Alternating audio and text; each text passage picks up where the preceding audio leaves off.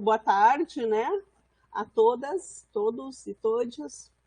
A gente hoje, aqui no nosso curso, a reinvenção da tradição, né, a partir de práticas antirracistas e interculturais, em uma perspectiva decolonial, a gente está recebendo o meu colega, o professor Dilmar Lopes, que ele é professor adjunto aqui na Faculdade de Educação, né, da URGS. Ele possui graduação em filosofia, ele é mestre em educação pela Universidade de Santa Maria e doutor em educação aqui pela URGS. Espera aí. E o professor, então, Gilmar, ele trabalha, né, tem várias pesquisas na área da educação do campo, da educação quilombola, e daqui a pouco ele vai explicar mais ou menos o que ele está fazendo. Então, assim, para a gente é muito bom poder contar com a tua presença, Dilmar, né, e com a tua experiência, né, com as tuas vivências também dentro do governo, né, nas políticas, enfim. Então, eu passo agora rapidamente a palavra para o professor Dilmar, para a gente aproveitar bem o tempo que ele tem hoje, né? E a gente sair aqui sem nenhuma dúvida. Dilmar, é tu. Me avisa quando tu quiser que eu vire o slide, tá bom? Tá, legal. Bom, então, boa noite para todos, né, e todas. A bênção, né, aos mais velhos, como se diz na tradição quilombola. E quero dizer que meu diálogo com vocês vai ser um diálogo mais intersubjetivo, tá? Eu não vou carregá-los de tantas questões, mas muito mais de vivência, de experiências. E um pouco, a gente sempre diz, quando a gente entra numa fala, a gente entra com algumas dúvidas, e no final a gente tem alguns questionamentos, e esses questionamentos fazem parte da nossa vida, né? Então, o que eu vejo? A academia, muitas vezes, nos esteriliza, né? Do ponto de vista emocional, do ponto de vista intelectual. E nós passamos a receber muita informação, muito conteúdo, produzir diversas coisas.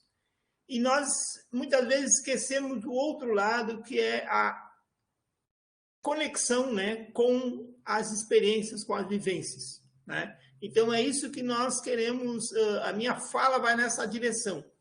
Eu diria assim, é como você fazer a passagem, né, de um trabalho mais intelectual ou de um trabalho acadêmico, né, para um trabalho que tem a ver com as vivências também.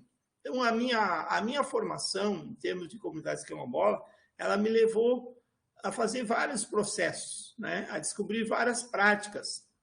Eu ajudei a construir, por exemplo, um laudo na comunidade de São Miguel, Restinga Seca, um laudo na comunidade de Palma, né? Até tem aqui o material que eu vou pouquinho mostrando para vocês, né? Esse laudo aqui foi na comunidade de São Miguel, né? Que eu trabalhei durante 3 anos. Depois o laudo na comunidade da Palma, que eu trabalhei durante 2 anos, né? Então, eu escrevi algumas coisas nessa linha, né? Também me amparei sempre na obra de autores como a Beatriz Nascimento, né, que é uma quilombola que fez um estudo super interessante sobre os quilombolas, né? E, principalmente, eu acho assim, que nós estamos vivendo uma crise existencial no mundo, né? Uma crise humanitária, a palavra seria essa, certa? Crise humanitária. E eu fiz esse questionamento para mim mesmo, né? E estou fazendo hoje para quem está passando no curso, né? Em torno de 5 milhões de pessoas morreram, partiram nesse período, né? E por quê? A grande maioria, porque as condições de vida na Terra ficaram inabitáveis. O coronavírus vem confirmar isso. A pergunta que eu fiz para mim e faço para nós é o seguinte: o que nós que estamos aqui porque nos cuidamos, porque nos protegemos, que nos isolamos, o que nós estamos ou podemos fazer para melhorar a vida na Terra? Né? O que nós podemos fazer? Você sabe que o conhecimento ajuda, a vacina foi um exemplo concreto, a ciência salva vidas, né? O negacionismo não salva ninguém. Então, o que acontece? Essa questão eu comecei a me fazer. E daí, para onde eu olhei? Olhei para a experiência dos quilombolas, olhei para a experiência dos campesinos, da educação do campo. Por quê? Essa experiência mostrou que o contato com a natureza, o contato com a vida, o contato com o ambiente natural é que vai fazer a mudança, vai fazer a transformação do nosso modo de vida. Porque nós, na cidade, esse processo intenso de urbanização, que começou na década de 60, causou uma superaglomeração no planeta. E esse modelo chegou ao seu limite. Então, os quilombolas nos mostram um modo alternativo de vida. Os indígenas mostram um modo alternativo de vida. E várias comunidades no mundo. Nós não podemos ficar centrados nesse padrão, nesse modelo econômico e desenvolvimentista apontado pelo capitalismo como se fosse a única alternativa. A pandemia mostrou algumas coisas nessa direção, se a gente for analisar, né? Nós passamos a ver um mundo diferente, com outras perspectivas. E no final a minha fala vai um pouco nessa direção, tá? Então eu vou colocar assim alguns aspectos e depois colocar uns elementos dessa transição, que eu não estou inventando, vejam bem. Aqui várias comunidades já vivem assim. Eu estou copiando as comunidades, eu estou aprendendo com elas. E o problema nosso, né, colega Valéria aqui, e alguns outros colegas professores que estão presentes, é que a academia nos esvazia, às vezes, desse conteúdo. Ficamos só na razão, só no estudo racional das coisas, e perdemos essa oportunidade de vivenciar e de fazer as transições intersubjetivas, as transições humanitárias que são necessárias. Tá? Então, por isso que eu sempre digo, o mundo ele se apresenta dessa forma para nós. Agora, como nós vamos fazer essa transição para tornar o mundo mais habitável, um mundo melhor, uma terra que seja mais habitável? Então, vamos... primeiro, então, o slide que fala sobre uma reflexão dos saberes quilombolas, né? Aqui, a dona Terezinha, uma liderança, dizia para mim que os quilombolas não são descendentes de escravos, e sim de africanos. Então, a história de vida, a vida, as experiências dos quilombolas já mostram uma outra forma de viver. E nós precisamos aprender com isso. Então, vamos à frente. Próximo slide. A resistência dos quilombos. Então, alguns caminhos possíveis que o movimento quilombola tomou no país para superar a desigualdade, demarcar territórios, buscar educação, né? E o segundo momento, então, como eu falei, partilhar um pouco do meu processo de transição de vida, quilombola e campesino. Próximo.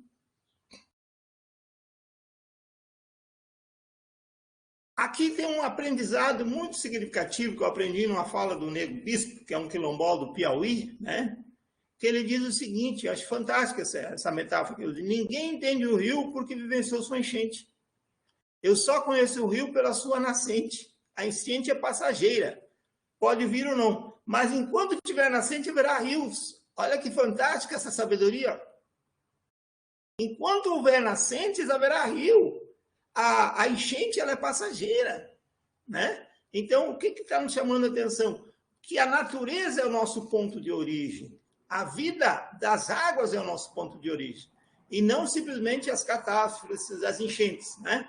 E que nós precisamos cuidar dessas nascentes. Não é por acaso que, por exemplo, nós estamos passando uma situação trágica, por exemplo, no Rio Paraná.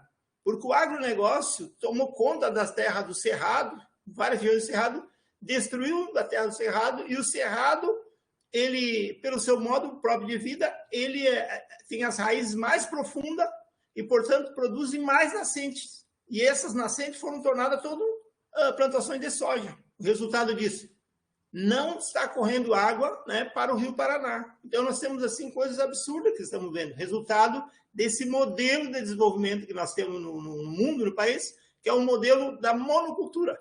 Só um modelo de vida, só um modelo de produção, só um modelo de consumo. Por exemplo, essa produção, alta produção de soja, não é para alimentar as pessoas, é para alimentar o gado na China. Então, é uma sabedoria popular significativa e profunda para a nossa própria vida. Próximo slide. A sociedade brasileira, ela se constitui por uma sociedade desigual, né?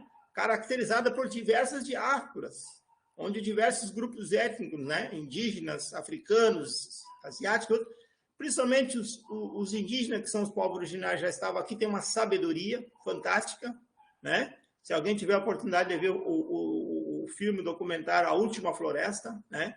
É muito sensível, ele chama atenção para o modo de vida Yanomami, né? A relação que se estabelece com a terra, a sabedoria com a natureza.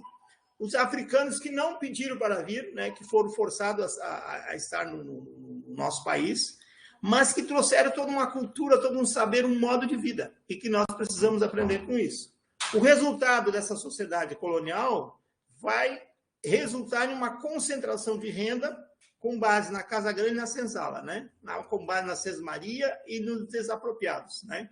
Então, nesse período do Brasil, do colonial, houve diversas resistências, entre elas os quilombos, as fugas, as mortes, as ancestralidades, os acordos difusos. E o nosso foco é nos quilombos, né? Porque os quilombos, eles foram formas de vidas e de se organizar, de resistir àquele sistema. Hoje já é diferente um pouco o conceito, depois nós vamos ver à frente. Então, o resultado, a partir de 88, é uma sociedade sem reparação, uma sociedade de segregação desigual, né, do ponto de vista racial e social. E o que é mais grave, é um processo de desterritorialização. Com a Lei da Terra, por exemplo, de 1864, o que aconteceu? Os indígenas que viviam na terra, que eram os verdadeiros donos, os africanos que foram trazidos para cá e que fugiram, tinham os quilombos, não tiveram direito de ser reconhecidos legalmente pelo Estado brasileiro. Ou seja, não foram afirmados seus direitos. Então, essa desterritorialização não possibilitou a criação de modos alternativos mais pujantes, né? Então, nós tivemos, então, uma sociedade que vem com a imigração, né? O Estado estimulou a imigração europeia, eurocentrada, e o mito, se construiu um mito da democracia racial, que ainda permanece ainda, né? Outro dia, o vice-presidente disse que no Brasil não existe racismo, diferente dos Estados Unidos. Então, quer dizer, é um absurdo se todos os dados científicos, econômicos, culturais, mostram a desigualdade, né, que os homens e mulheres negras estão na base da pirâmide. Então, essa é um pouco a questão que eu vejo com pano de fundo. Vamos à frente, então. Próximo slide. Então, nesse processo todo, é que vai se formar os quilombolas, né? Os quilombos, né? Com uma forma, né, própria de organização, com conhecimentos e tecnologias práticas geradas pela tradição. Por exemplo, no período da escravidão, uma das características, se tivesse três negros africanos fugidos na mata, escondidos na mata, e tivesse um pilão, era considerado um quilombo. Veja bem, era uma tecnologia do pilão. O que é o pilar? É você manufaturar o milho para fazer a canjica. Mas para fazer a canjica, você pode fazer o mugunzá, e você pode fazer um feitiço também. Entendeu? Então, essa é a tecnologia, é a relação com a natureza. Não é apenas uma visão do ponto de vista do consumo, né? E assim, outras formas de, por exemplo, fazer o cesto, né? De fazer a casa, de saber a casa de barro, né? Então, são várias tecnologias. A própria língua. Se a gente for olhar a revolta dos malês, por que a revolta dos malês se deu de maneira muito eficaz? Porque os negros africanos, esses da região da África, eles eram muçulmanos e dominavam a língua, que não era a língua portuguesa, dominavam outra língua, né? Que era a língua africana, o Yorubá e outras línguas, né? Então, nesse sentido, tecnologias têm a ver com saberes, né? Com modo de vida. Os quilombos se formaram a partir de seus territórios, dos recursos naturais, com sua capacidade de reprodução cultural, religiosa, ancestral e econômica, né?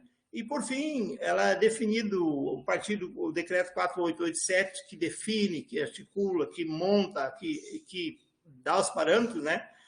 Como um critério de autoatribuição, de trajetória com história própria, de relações territoriais, com resistência à opressão sofrida, né?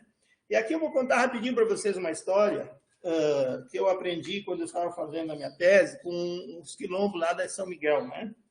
E o seu José contou uma história do avô dele, né? Que vivia numa fazenda com 16 africanos. E ele dizia o seguinte, que os negros africanos só tomavam café, que era uma espécie de um sopão com farinha, né? Mas que quando havia discordância, o dono da fazenda não gostava, ele dizia o seguinte, chegava nos negros e dizia, tu vai para tal lugar, fulano vai te levar em tal lugar. E aí ele ficava pensando, mas levar para o quê? Né? E chegava nesse lugar e largava o africano dentro de um buraco. Né? E lá nesse lugar, geralmente, o sujeito, em vez de escapar, a maioria das vezes, ele morria. Né? Então, era um lugar que ficava entre a vida e a morte. Então, ele vai contando a história, né? E chega na história do seu avô. O meu falecido avô foi levado para esse lugar. E ele andava de tamanca de madeira. Chegando ao lugar, o escravo, né, era retirado a roupa, ficava nu, e ele obrigado a entrar no buraco. E aí tinha um soldado. E esse soldado com uma arma. Então, quando o Siriaco, que era o avô do seu José, chegou lá, o bisavô dele, ele pensou, eu estou com essa tamanca aqui, vou tomar essa tamanca e dar reagir, né? Aí foi tirando a roupa e tal. Aí quando ele viu o soldado, ele disse para o soldado, olha lá, tia. Aí o soldado olhou para o outro lado, quando o soldado olhou, ele tacou a tamanca no soldado. Né? Aí o soldado caiu. O que ele fez? Ele pegou o fuzil do soldado e deu um tiro para cima. Né? Mas não matou o cara. Ele já estava caído no chão. Então, o que ele fez? Subiu rápido uma sanga, né?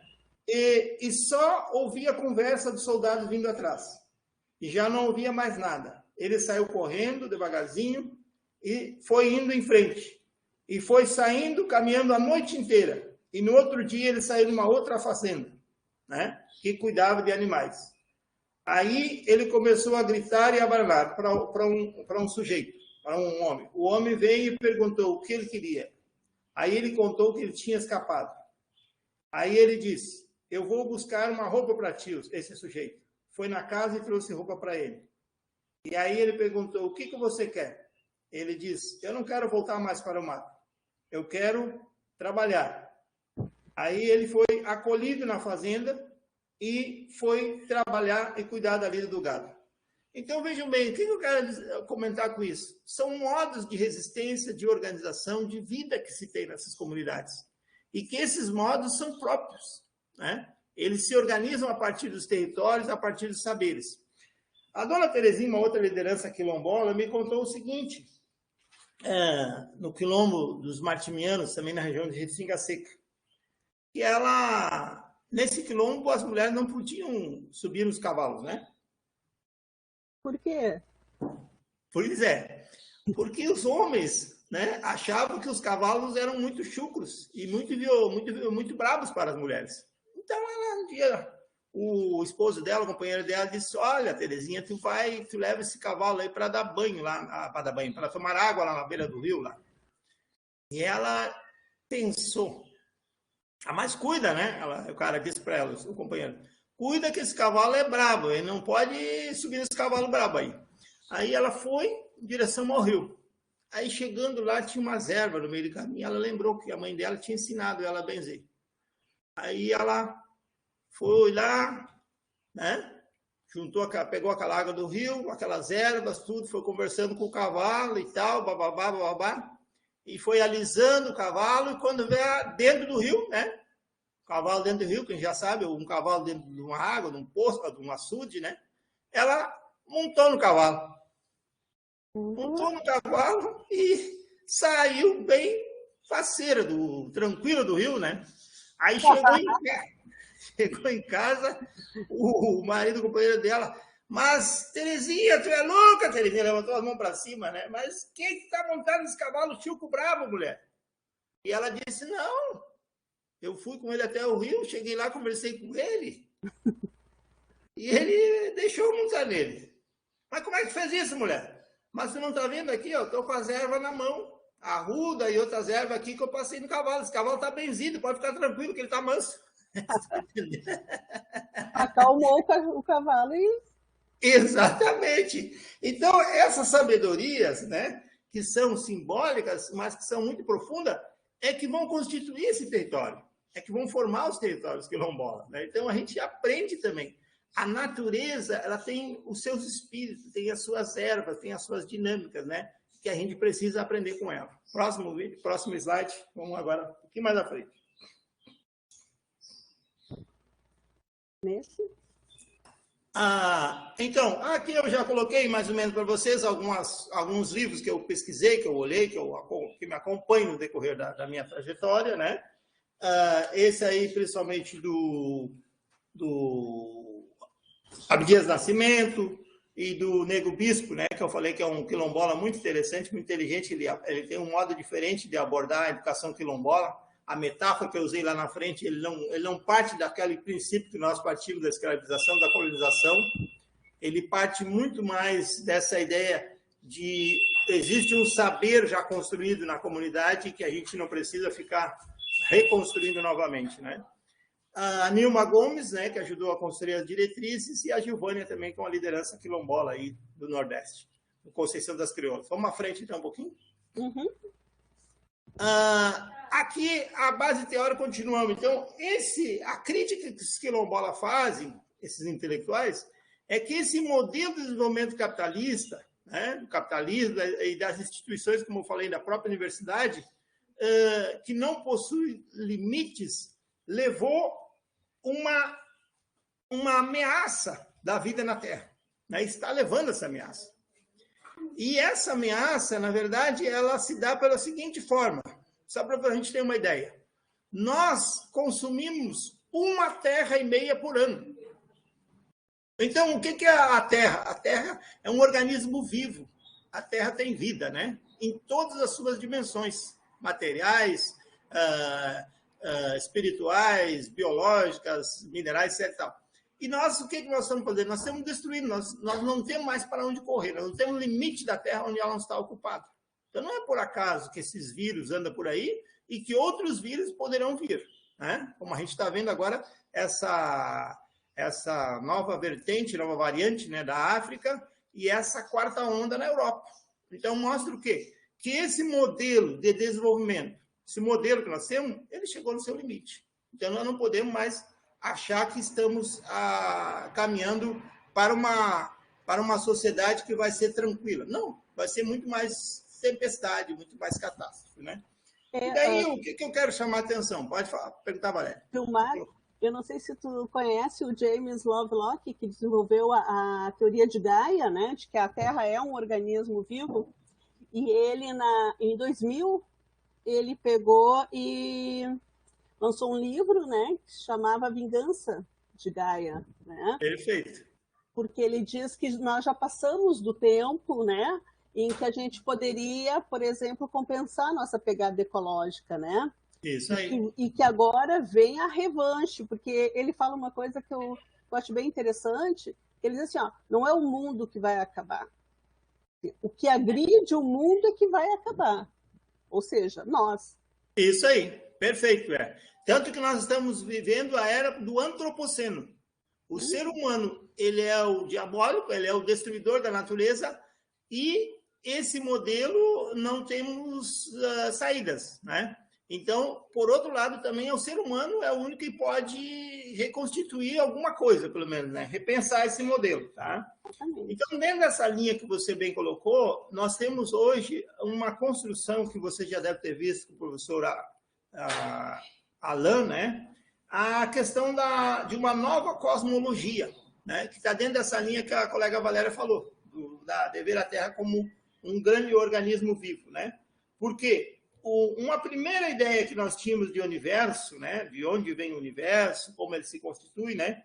É que era uma grande pirâmide e Deus estava na ponta e o homem lá na base, né? Isso virou o androcentrismo, né?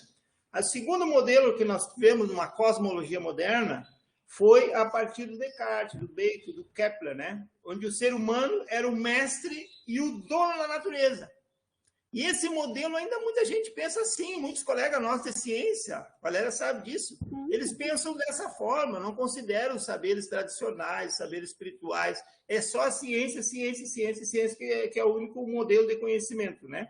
Então, essa visão é como se fosse um relógio, tudo funciona naturalmente, quando a gente sabe que não, que a Terra está em expansão, o universo está em expansão. E o terceiro modelo, então, esse modelo no qual eu estou também me inspirando, é uma visão contemporânea, né? Onde todos os seres estão articulados e interdependentes, né? O universo não é uma coisa parada. Existem várias galáxias que estão em expansão, né? Então, por isso que nós falamos nesse aspecto, ó, uma nova visão do universo cosmogênico, onde tudo é energia, relações e comunicações. Então, o efeito que chamam a teoria, né, do efeito borboleta, que o movimento de uma borboleta aqui no Brasil pode causar uma catástrofe, uma inundação lá na China, lá no Canadá. O que significa isso?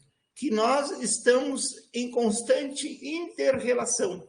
Exatamente. E que mais, é aí que eu acho que é o mais fantástico, que o nosso movimento do ponto de vista humano não é mais relevante do que uma borboleta, não é mais relevante do que uma abelha. Por exemplo, eu estava na mata, agora depois vocês vão ver as fotos final, ali para o final, eu estava numa mata e senti aquele cheiro, aquele maravilhoso, né, das flores.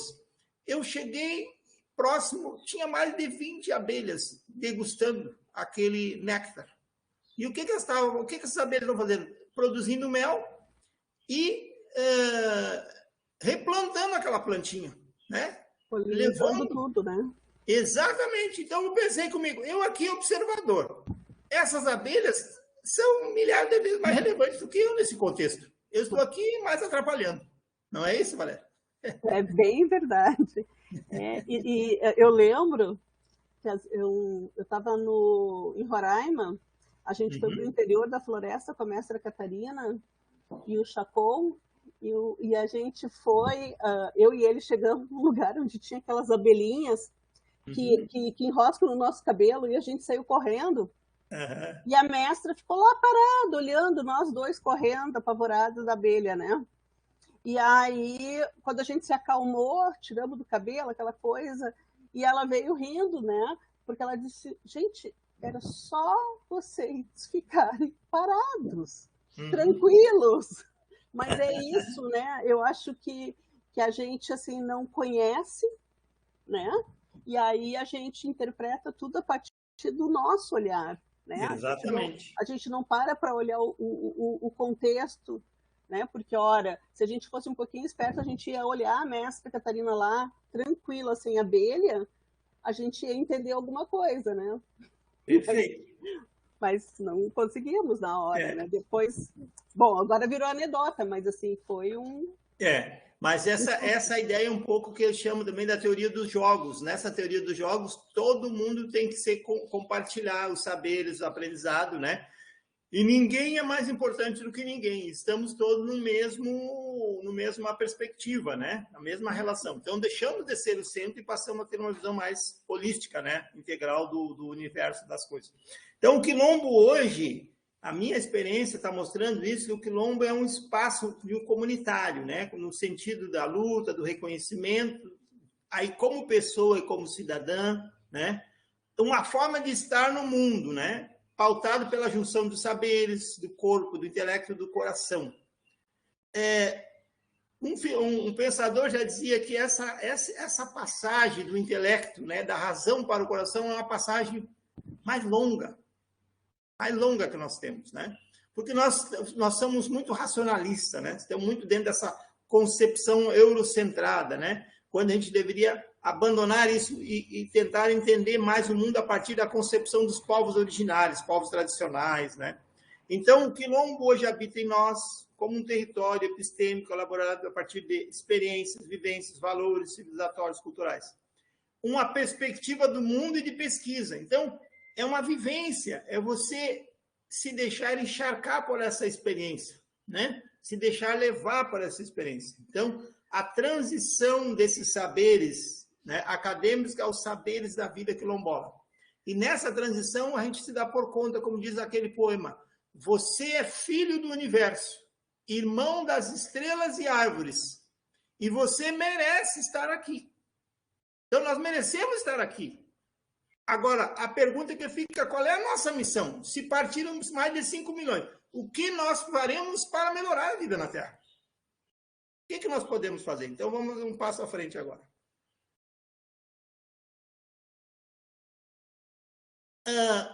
Entre os saberes, então, com os quilombolas, uma das coisas que eu aprendi, e foi muito importante para a minha vida, né, é o cuidado com a terra. Né? Essa dimensão da terra, de não destruir, né, de não poluir, de uma plantação sem agrotóxico, né? Ver e sentir a natureza. Já veja bem, a gente pode ver a natureza, mas sentir a natureza, ouvir a natureza. Né? Ouvir o silêncio da mata. Ouvir, sentir o vento, né? O vento que ele tem um espírito, né? A natureza que tem um tempo, vejam bem, é um tempo de uma sabedoria milenar.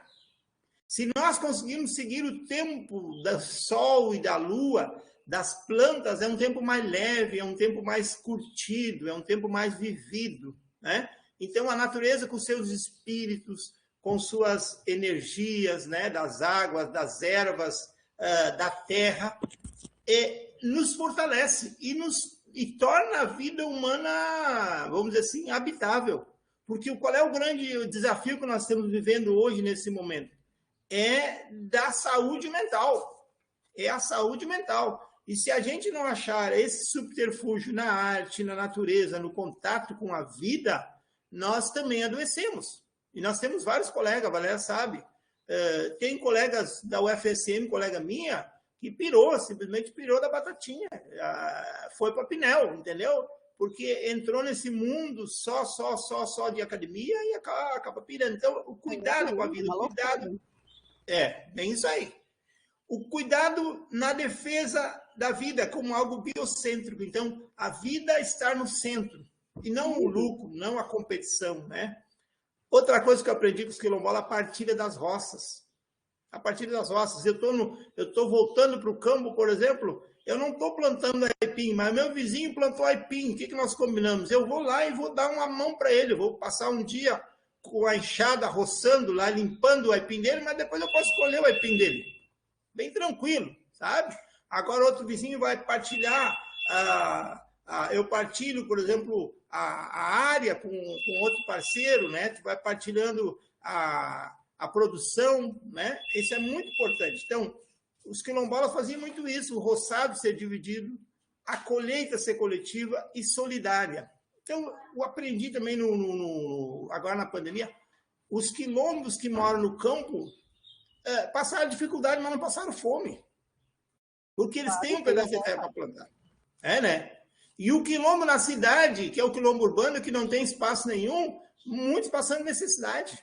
Muitos passando necessidade. Então, no campo, você tem essa perspectiva, né? E a casa, isso aqui é importante, a casa como um espaço ontológico, né? Isso aqui é alguns elementos que eu aprendi, né? Discutindo, conversando, né? A casa é a parte menor do cosmos e é uma parte muito nobre, dizia o Muniz Sodré. Por excelência, a parte do espaço em que o homem, a mulher, as crianças imprimem, antes de tudo, uma concepção de mundo. Né? Aí se compreende como elementos cósmicos, pode estar associado a representações. Né? A casa, mais precisamente, como um ventre humano. Olha que coisa linda. E agora, na pandemia, nós tivemos que ficar em casa. Muitos, quem pôde ficar em casa, teve que ficar em casa. Né? A ideia do masculino, do feminino, e de um mundo trans, né? Transgênero, homoafetivo, né? Não, essa visão toda circula na casa, né? Assim quando eu comecei a compreender, entender, por que a casa na comunidade quilombola circular? O grupo circula, troca informações, se comunica, né? É um lugar da educação familiar, do aprendizado cultural, é o lugar do parentesco, das relações humanas e sociais, do saber tradicional, do fazer-se quilombo, né?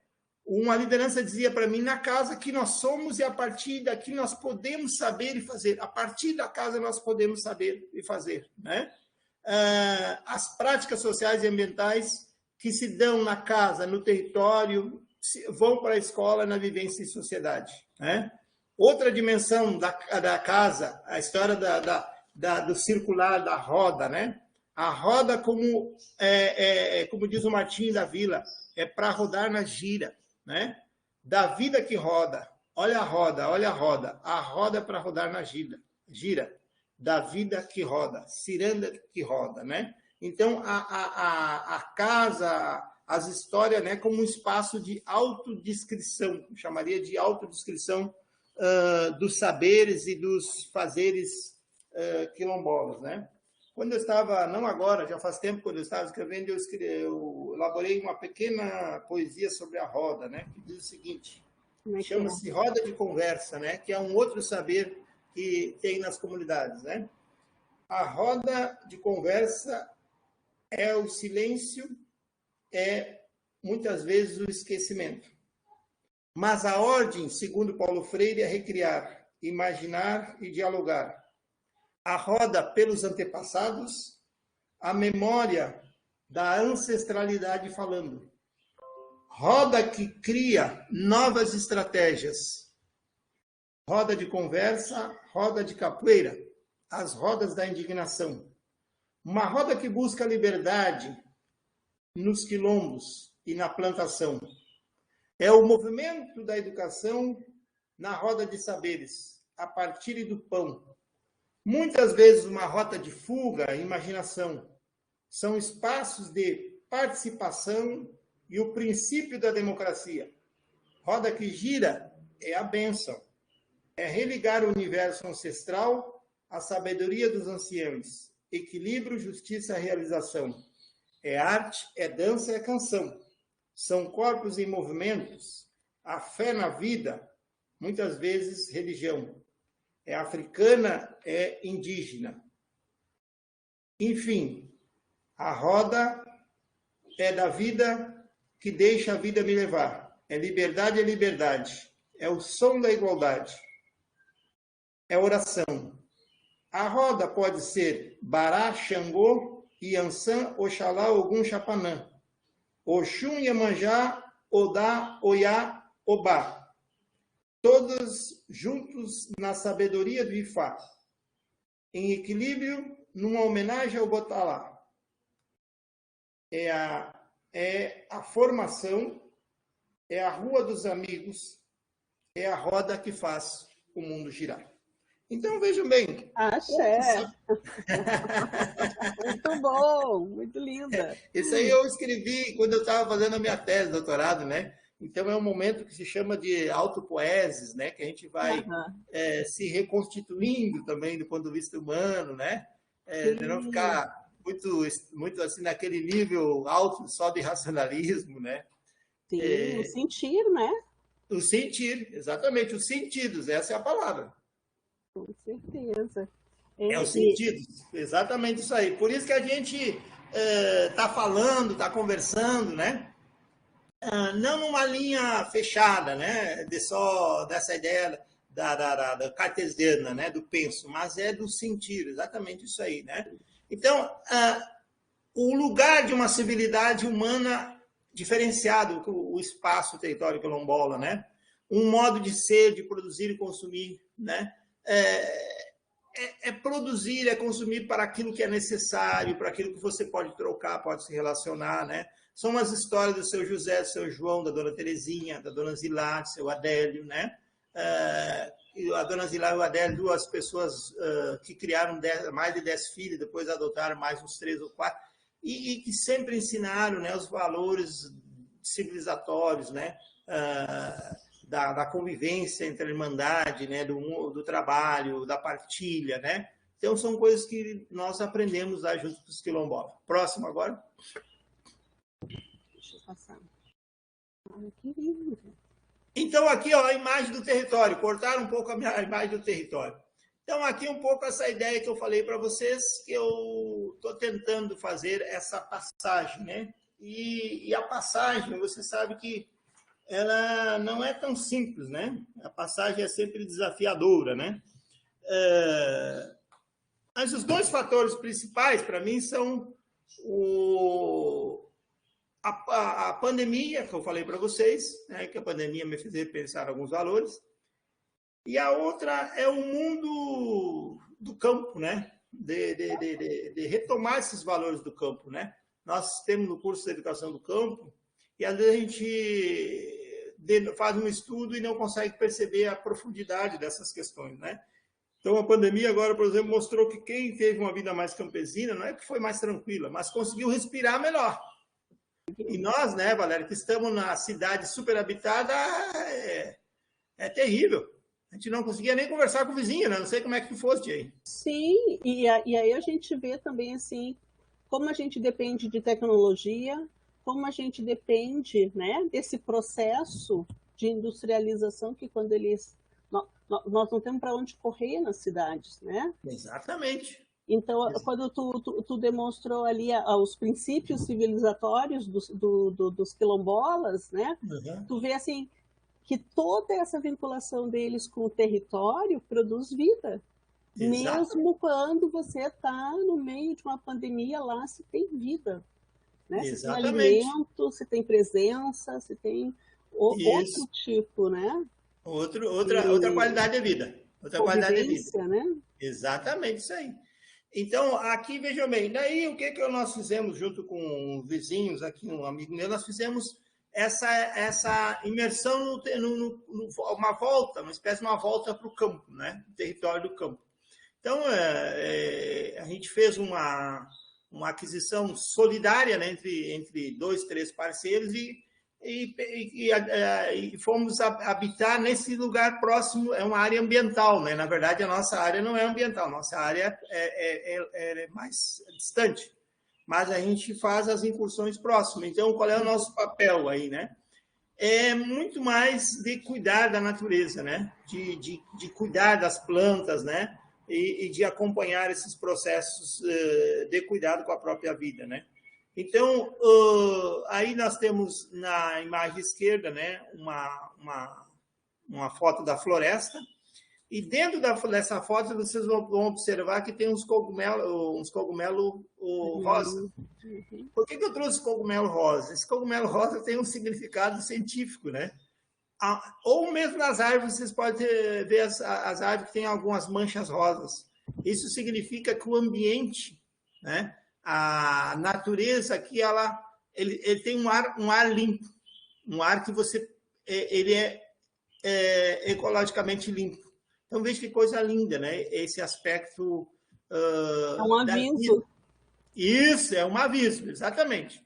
Quanto mais você entra na natureza, mais tu percebe esses sinais, né? Como, por exemplo, na última vez que eu estive lá, o domingo passado, o sábado passado, uma borboleta neon, né? Neon brilhante. Isso você só vê em livro, né? Então, você vê isso na natureza, é uma bênção, é uma energia, é uma sabedoria, né? Fantástica, né? E claro que essa mudança também, essa ida, esse espaço todo tem a ver com essa pergunta, né? Do que você está buscando para a sua vida, né? O que você está querendo com a sua vida? O que você está desejando, né? E aqui tem uma sabedoria de um filósofo, né, oriental, que ele diz o seguinte: um caminho que já está traçado não é um caminho. Eu lhe disse que encontrei em minha vida um verdadeiro ensinamento. Um dos sinais da sua verdade para mim é que ela nunca propõe um caminho já traçado. Então, a partir da leitura desse livro aqui, O Monte Análogo, de René Dumas, né? É um escritor francês, ele é muito famoso na literatura, né? Ele faz uma caminhada, né? Ele propõe uma caminhada ao Monte Análogo, né? Que seria uma caminhada no monte tipo o Monte Everest, um monte que tem, né? Um monte que tem geleiras e tal, né? E nesse monte ele faz uma espécie de uma conversão, né? Passa a ver a vida de outro jeito. Agora a próxima foto, ver se aparece do monte. Apareceu. É, essa aí. Então, aí está um pouco o meu monte análogo, que não é o meu monte. Isso aqui é um espaço ambientalmente protegido, tá? E a gente está nessa missão para proteger, ajudar a cuidar. Ele se chama Pedra Pequena, Fica em onde, Gilmar? Tupi-Guarani. Aqui é no morro, chamam, não é bem um Monte Itacolumi, né? E em Tupi-Guarani se chama Pedra Pequena, ou Criança Pequena. Então, você já tem uma ideia, né? O que é a criança pequena? É aquela que está num processo de aprendizado. Então, ao subir ao monte, a gente vai desenvolvendo diversas formas de ver as coisas, de cuidar das coisas, de se relacionar com essa natureza linda e maravilhosa, né? Então, o que significa isso? Significa que nós estamos em busca de um sentido para as nossas existências, para as nossas vidas, né? E de um caminho que possa nos salvar um pouco dessa tragédia, nos salvar desse momento que nós estamos vivendo, né? E principalmente isso, talvez, tentar buscar modos alternativos de vida. E esse meu modo alternativo que eu estou buscando está inspirado no modo de ser dos quilombolas, que a Valéria conhece também, a partir da experiência dela da comunidade Morada da Paz, que eu também acompanhei, né, um pouco, e que é uma experiência linda, e que mostra que é possível ter outros modos de vida, que a gente não pode ficar preso a esse modelo de consumo que está nos sendo dado aí, tá? Então, essa foto é uma foto tirada à noite, né? E para você ver que coisa linda, como a gente na mata, no lugar escuro, a gente enxerga melhor. Há 3 semanas atrás passou um cometa, né? Ele caiu lá no mar em Santa Catarina, vamos dizer assim, ou ele se explodiu lá em Santa Catarina. Esse cometa, eu tive a oportunidade de ver esse cometa passando aí, né? Oh, que legal. Esse lugar, né? Era escuro, mas aqui foi tirado uma noite mais clara. Próxima imagem, vamos ver.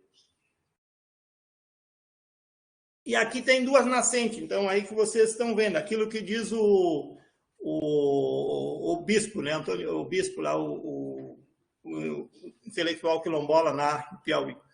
Aqui na minha esquerda, eu acho que na esquerda de vocês também, está uma nascente que ela corre muito fraquinha, que essa nascente tem uma destruição na volta dela, né? Parte das árvores foram queimadas, foram cortadas.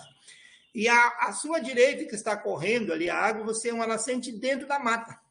Aí tu vê que coisa linda, né? A mata é um lugar, as árvores, elas são depositórios repositório de água. Então, quanto mais mata, mais água você tem. Uhum. E a mata protege, né? Protege, exatamente isso aí. Ela protege. E essa nascente dentro da mata é interessante que ela não para nunca, ela está sempre em movimento. No inverno ela aumenta, no verão ela diminui, mas ela não seca, ela está sempre se movimentando, né? E essa aqui, eu estou limpando ela, plantei já árvores na volta, já plantamos mais de 50 árvores, e cuidando para poder que ela volte a se regenerar e volte a se manifestar de novo, né? Então, mostra um pouco a força, né, da natureza, a força das águas nesses lugares que como é que dizer assim, nos repõe a energia que nós temos mesmo. Mais à frente. Então, alguns desafios, né, que eu vejo assim, não são só esses, óbvio, são outros que vocês conhecem também, vocês acompanham, né? A luta, né, contra os retrocessos de um governo genocida. Aqui nós tivemos a perda de várias lideranças quilombolas, muitos idosos, né, por causa do Covid, né, porque não houve contenção, inclusive muitos até foram estimulados, né, a participar de atividades. O acesso e a permanência dos alunos quilombolas no ensino superior, isso é um desafio que nós temos, né? A demarcação das terras dos territórios quilombolas no STF, isso aí hoje realmente está tudo parado, né? Porque não há interesse político em que isso avance. A violência, né, contra as lideranças de jovens quilombolas, vocês devem ter acompanhado no Maranhão, né? Nos últimos períodos, várias lideranças foram mortas por defender os direitos, né? Que seria o quê? De habitar um território, né? De viver nesse território. Para vocês terem uma ideia, as quebradeiras de coco no Maranhão, por exemplo, para quebrar coco num determinado espaço territorial, elas têm que pedir autorização para o fazendeiro. quando é um direito, como é que se diz, elas são tombadas como patrimônio, né? Como um patrimônio cultural. E elas têm que pedir autorização, e agora alguns fazendeiros, né, nesse período, estão proibindo a entrada delas. Quando elas vão lá só para quebrar o coco e replantar o coco nesses espaços. Os recursos para a elaboração dos processos, então, todo parado. A gente sabe que no Brasil isso parou, basicamente. E o desafio da educação escolar quilombola, né? Eu acho que agora, nesse momento, um dos desafios que eu vejo é a gente recompor, reescrever essas histórias. Uma que eu li para vocês, mas outras histórias, reescrever como uma espécie de material didático, pedagógico, que a gente pudesse estar recompondo, né, retomando essas histórias para ser utilizada aí junto com nas escolas, na educação escolar quilombola, né?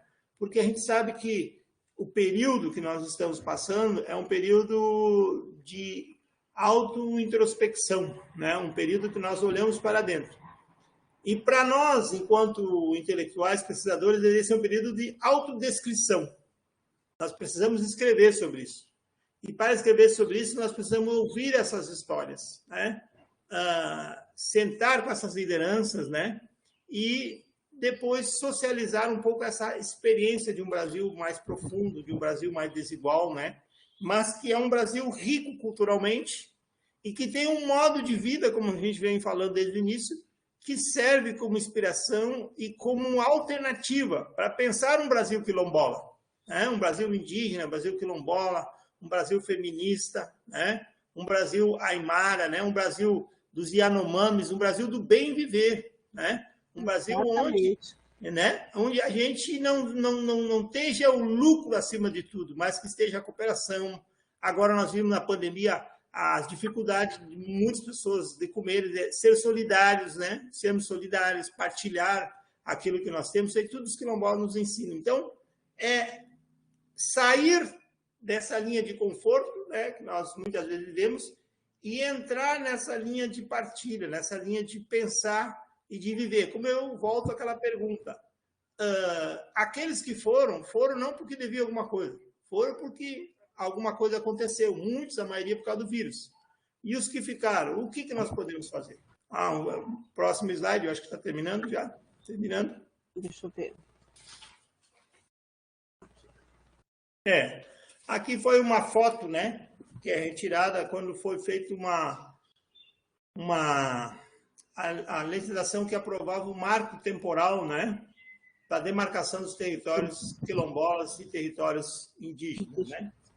E então, agora mais à frente só uma imagem. E foram as marchas, né, na década de 80, 90, principalmente 80, quando a Constituição de 88 garantiu os direitos, né, para os quilombolas. Agora volta, por favor, na imagem da montanha lá, que eu vou, só para fechar, vou fazer essa poesia aqui, que eu tirei uma parte do filme, a outra eu mesmo escrevi, né? Que diz o seguinte: o mundo é um lugar maravilhoso. A luz e a trevas. A sol e a lua. Todas as plantas adoram o sol. As flores se viram para a luz. Até os círculos das árvores têm a mesma forma do universo. Os animais perseguem a lua. Os animais ficam ativos à noite. E isto nos enche de energia. Quando a luz está cheia, eles ficam cheios de energia.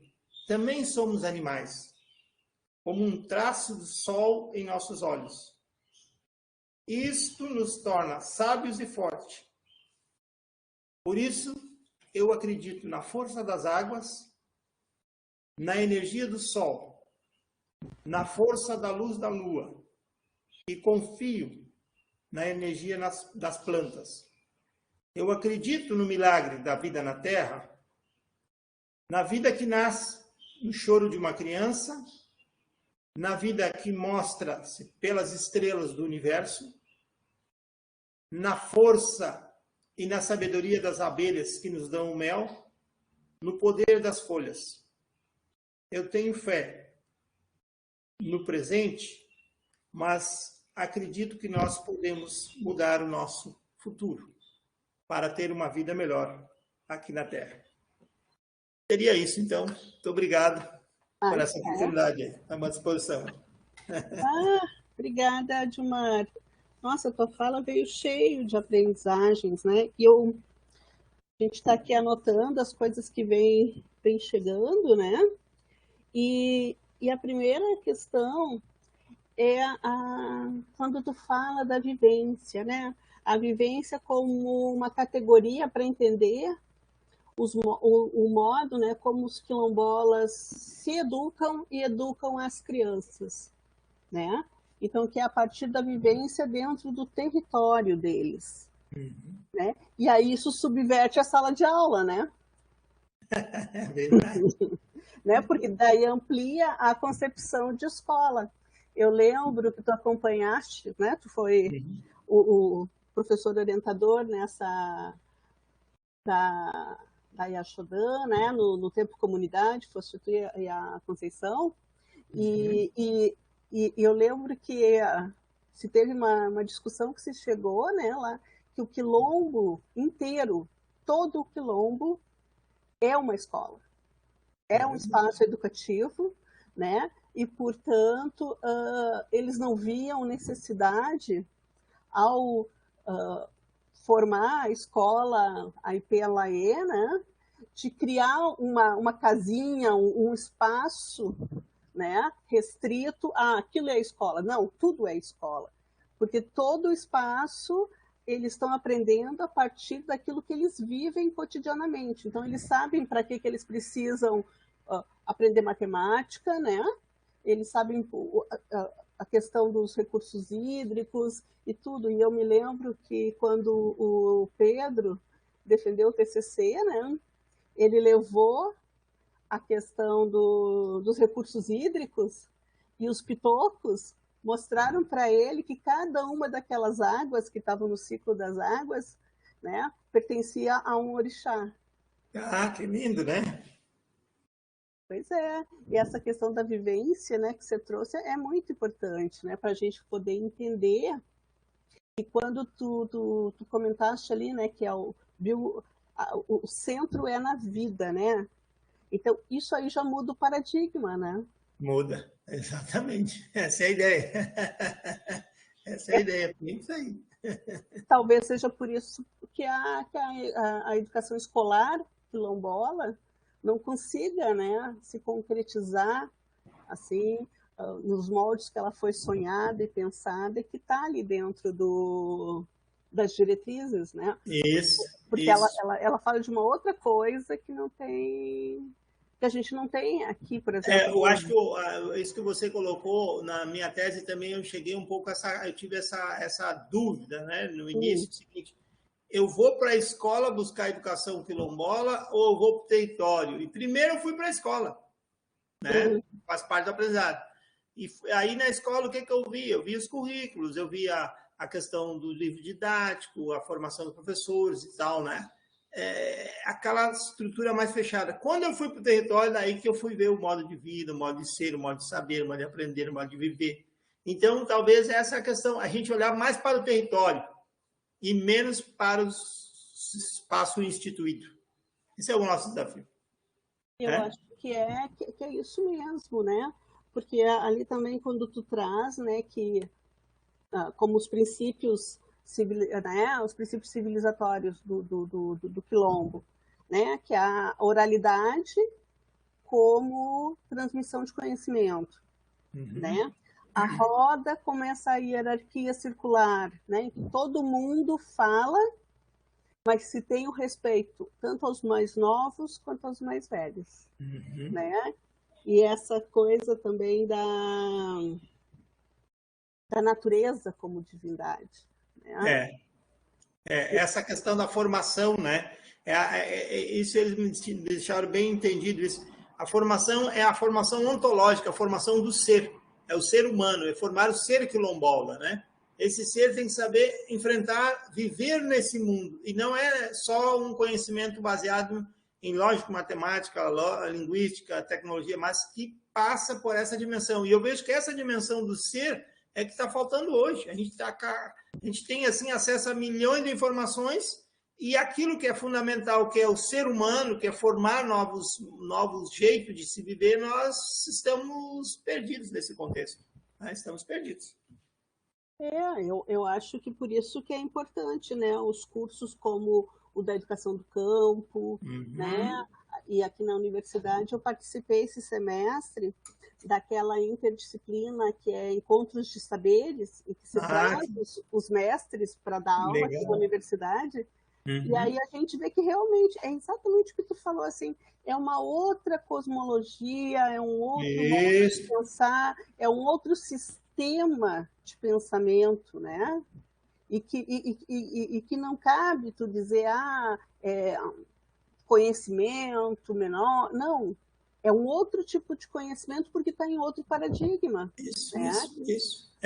E é um conhecimento que nos salva. Tu sabe disso, que nós tivemos, por exemplo, agora nos últimos períodos da universidade, principalmente, se a gente entrar de cabeça nesse padrão, nesse modelo, nós adoecemos vários colegas que morreram com câncer, morreram por outros fatores, do infarto, etc.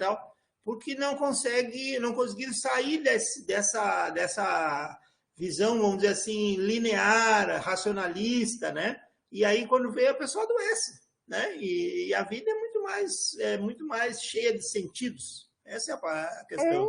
E essa questão, eu acho que traz isso com bastante sabedoria, assim, que essa coisa assim, que só pensar que o conhecimento é racional, né?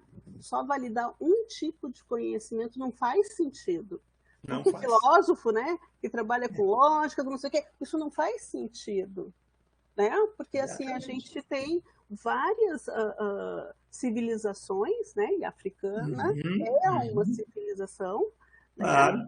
Que foi trazida para cá, e a gente, ao mesmo tempo em que a gente retira esses direitos, né? E tu falasse bem, porque desde o momento em que se começa a ter legislação sobre terra e escola, os negros e os indígenas eles são retirados desses direitos, né? Então, e são muito mal incluídos a partir de 1930. Então, tu vê, eles não tiveram as mesmas condições, como, por exemplo, os imigrantes. Exato. E aí as pessoas se espantam que eles estão lá na base da pirâmide. Ora, isso na verdade, é lógico, né? Porque se eles não têm direito à terra e não têm direito à educação, eles vão fazer o quê? Exatamente. É isso aí. E aí tu sabe que agora eu tenho pensado sobre isso e eu acho que me inspirei um pouco também na experiência do quilombo lá da Axodã e o pessoal da Morada da Paz, que é isso. A ideia é desenvolver nesse espaço um ciclo de aprendizado, né? Então, você vai ter o ciclo da montanha, que é subir a montanha, mas daí cada etapa você vai vendo o que significa subir a montanha, né? As árvores, né? Agora você me deu uma ideia que de lá é o ciclo das águas, né? Das ervas, da plantação. Quer dizer, o território ser esse espaço que você vai compartilhando saberes, vivências e conhecimentos, mas principalmente vivências que tem que te tocar para você mudar a vida, mudar o teu modo de ser. Então, eu estou querendo levar os alunos, depois que calmar um pouco a pandemia, eu vou convidar você para ir junto, para a gente fazer essa experiência, passar um dia no local e vivendo esses cotidianos, discutindo, e cada lugar vai ser uma troca, né? Para a gente poder fazer uma espécie de cura, que eu chamo, que a gente precisa dessas curas, porque nós, queira ou não queira, nós todos fomos afetados por esse vírus, senão a gente não estaria encerrado dentro de casa, né? Questão da saúde mental. E essa tentativa de mudança, que nós, como você e eu, nós temos a oportunidade de viver a experiência alternativa, e aqueles que não têm, estão presos nesse mundo louco que está aí, né? Aí a tendência é as pessoas chegar com 50, 60 anos doentes ou adoecerem. E é isso que nós não queremos. Queremos ter uma vida saudável, né, pelo menos. E uma dimensão também que eu acho bem interessante, que eu aprendi lá no Quilombo, com a Mãe Preta, é que ela diz que a gente tem que sair da caixa. Em vez da gente fazer formação, a gente tem que fazer processos de desformação. Perfeito. De sair da forma, de sair dessa caixa do academicismo, para a gente poder reconhecer, né, que no mundo existem várias epistemologias, não só uma. Isso. Né? E que, então, temos que validar todas, né, no mesmo nível. Uhum. Eu acho Bem isso aí mesmo, Valéria. Precisou uma bomba cair na Terra, que afetou todo mundo, para a gente se dar por conta de muita coisa. Né? Precisou essa bomba. Senão a gente ia passar na Terra e ia reproduzir o que foi do passado. Né? E essa bomba que foi do vírus, ou tu repensa o teu modo de vida, ou tu está fadado a entrar nessa mesma lógica. Então, nós estamos tendo essa oportunidade, eu acho que quem está fazendo o curso também, né, da gente refazer os nossos referenciais, retomar o nosso modo de vida e, principalmente, compartilhar aquilo que nós aprendemos, né, como um jeito de ser, um jeito mais leve de ser humano, né, e não esse jeito pesado que a gente tem que estar sempre correndo atrás da máquina, esse modelo de desenvolvimento ilimitado, né, e que a gente consome ilimitado, né, que as pessoas acabam, às vezes, reproduzindo, como já se dizia, esse fetiche, né, das mercadorias, né, quando, na verdade, a gente não precisa disso, a gente precisa ter um espaço para viver com dignidade. O Ivan, que está ali no YouTube, ele está falando, o Ivan já é decolonial, ele está falando do epistemicídio, né, que é exatamente isso, né,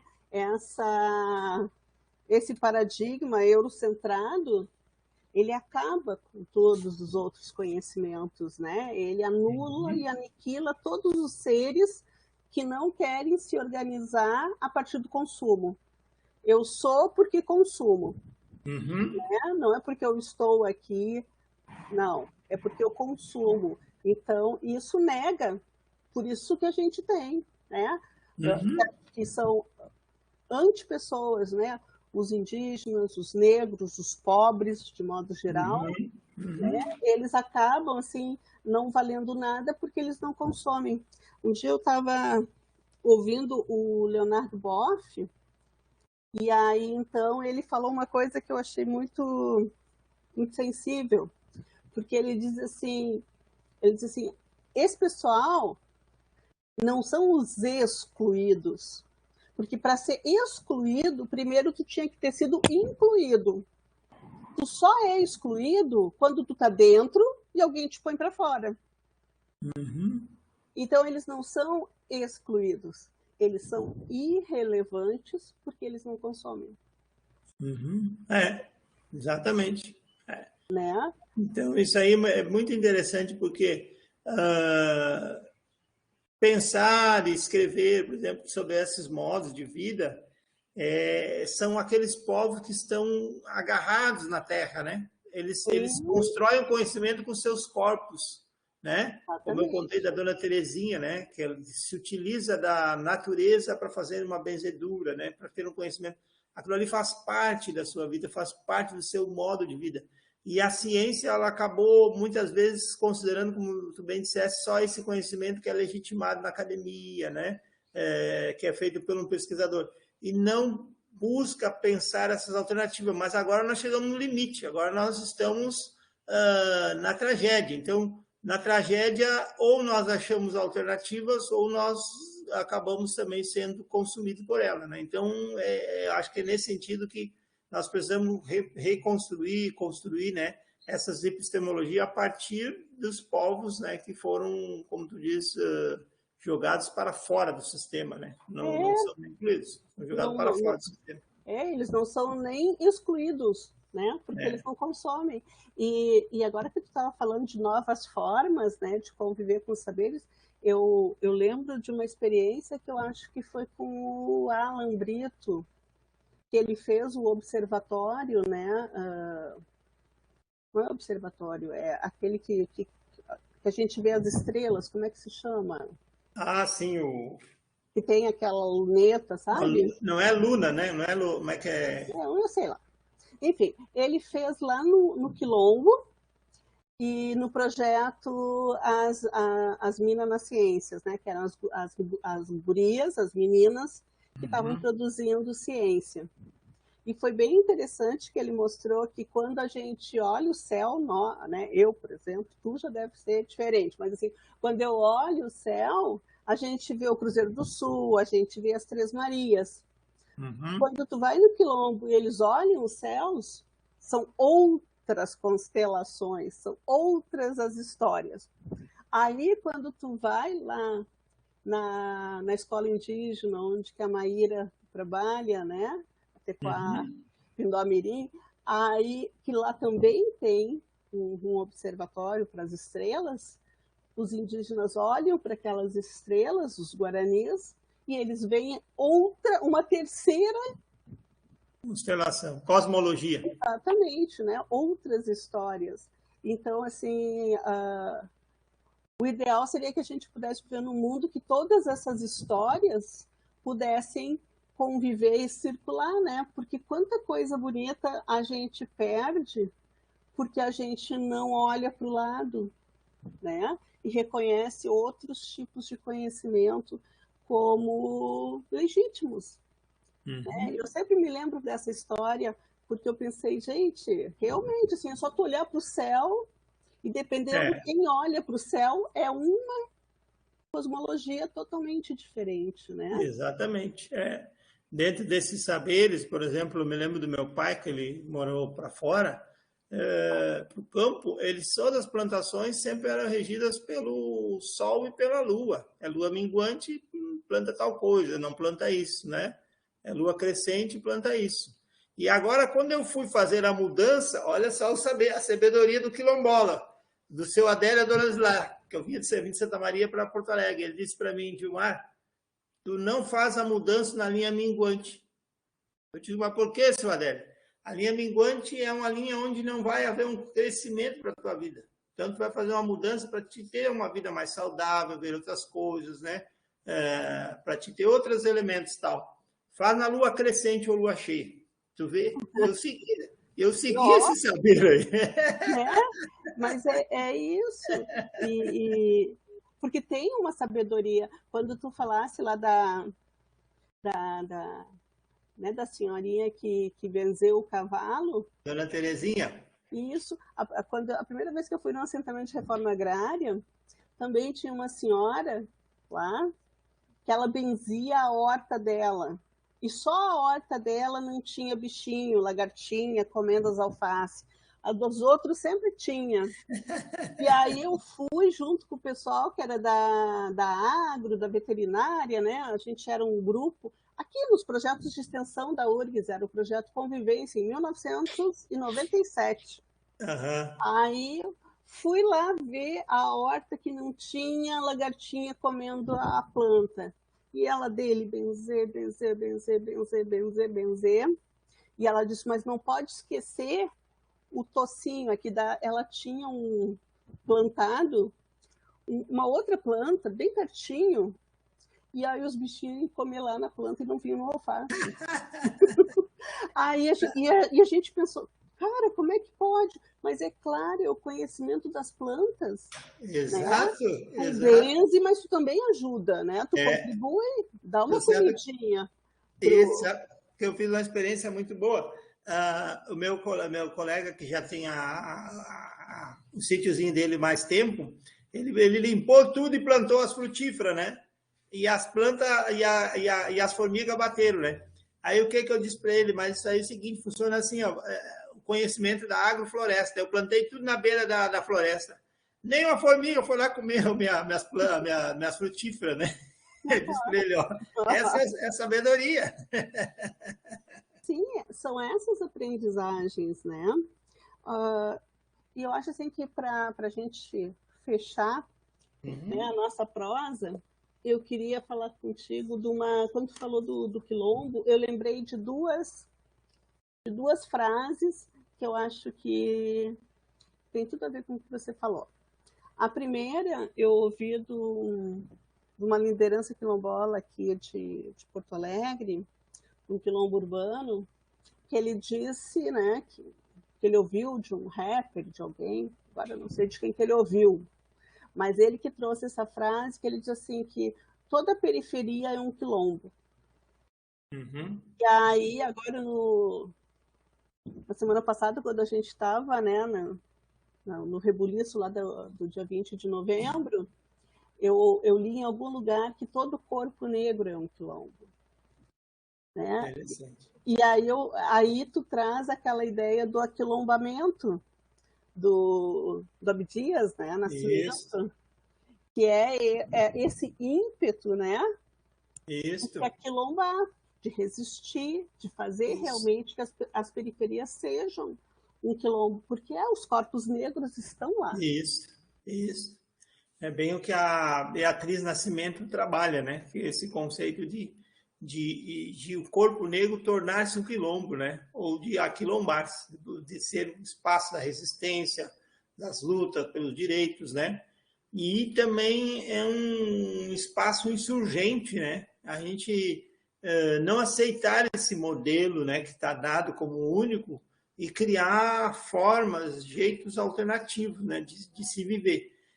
Tanto que um colega meu que me orientou, foi meu co-orientador no doutorado, o professor José Carlos, nós fizemos junto, eu mais com ele do que ele comigo, as pesquisas, e ele diz o seguinte: o quilombo é um lugar de riqueza cultural no Brasil, as pessoas não se deram por conta. Na África tem poucos resquícios de quilombos, ele disse, mas os quilombos do Brasil eles foram criados e recriados, né? Então, eles são espaços de muitos saberes, muitas formas, estratégias de resistência, e que vão se constituindo a partir da resiliência.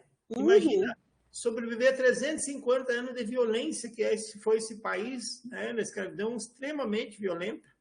O exemplo do seu José, lá do o bisavô siriaco, né, onde o escravo era morto, né, e enterrado vivo, muitas vezes. Então, vejam bem, resistir, você tem que ter muita resiliência, muito saber, muita sabedoria e, principalmente, essa ancestralidade, né? Que nós não estamos sozinhos. Cada lugar nós temos um espírito que caminha conosco, um orixá, é o espírito de uma erva, é a benção de uma mãe, de um pai, de um avô, de uma avó, né? É um, é um chegar antes, né? É um aviso de um preto velho, né? Que diz para nós, olha, siga naquele caminho, não siga nesse, vá por esse, né? São esses saberes quânticos, né? Que a sociedade agora, parte da ciência está começando a perceber que tudo é energia, tudo são relações e tudo são comunicações. É exatamente É isso. isso aí. E é verdade, né? A gente não anda só. Na dúvida, né? A Na gente dúvida, sempre estamos bem estamos acompanhados. em boa companhia, né? É bem isso aí. Ah, Gilmar, eu tava com saudade de ti, que bom te ver que tu tá bem, tá tudo bem. Estamos sobrevivendo nessa caminhada aí, né? Porque tu sabe que foi bastante difícil, né? Para todos nós tivemos perdas e tal, mas também a gente precisa, como é que eu vou dizer, essa é um pouco a minha ideia, um facho de ar para respirar, de esperança, um facho de luz, sabe? Alguma coisa para a gente poder acreditar no futuro, senão a gente entra em depressão, se desanima, essa coisa toda, né? E é pior, né? E negando, né, tudo aquilo que está sendo defendido pelo Ministério da Educação, Uhum. foi justamente a cultura, a arte e o Isso. povo das humanas, né, que salvou a gente de enlouquecer, né? Exatamente, exatamente isso aí. É bem isso aí.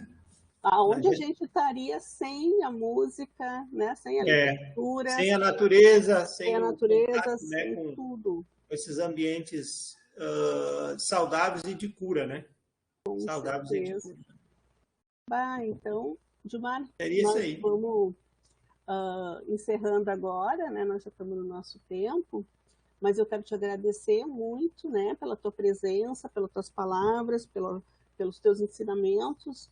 E no semestre que vem, a gente vai fazer um semestre de leituras de textos, né, de escritores afro-brasileiros e diaspóricos também, né?